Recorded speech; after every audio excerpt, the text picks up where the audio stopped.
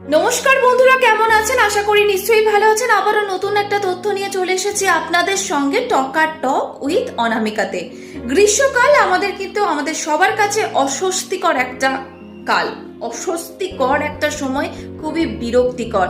আর এই গরমের সময় রোগের সম্ভাবনা অনেকটাই বাড়ে, রোগের ঝুঁকিও অনেকটা বাড়ে। সেটা শরীরের ভিতর দিক থেকে হোক বা ত্বকের দিক থেকে হোক বা বিভিন্ন খাবারের দিক থেকে হোক।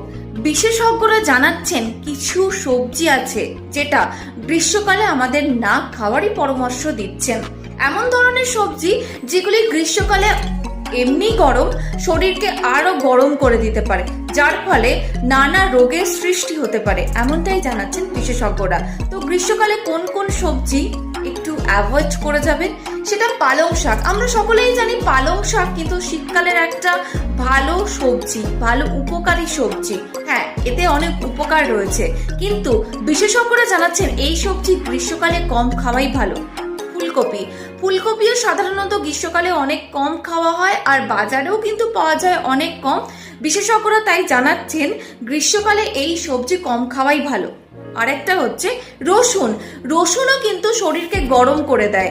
আমাদের গ্রীষ্মকাল যেহেতু ডিহাইড্রেশনের একটা সমস্যা হয়ে যায়, তাই রসুন যত কম খাবেন সেটাই কিন্তু শরীরের জন্য ভালো উপকার পাওয়া যাবে। তো কেমন লাগলো আজকের এই তথ্য অবশ্যই জানাবেন।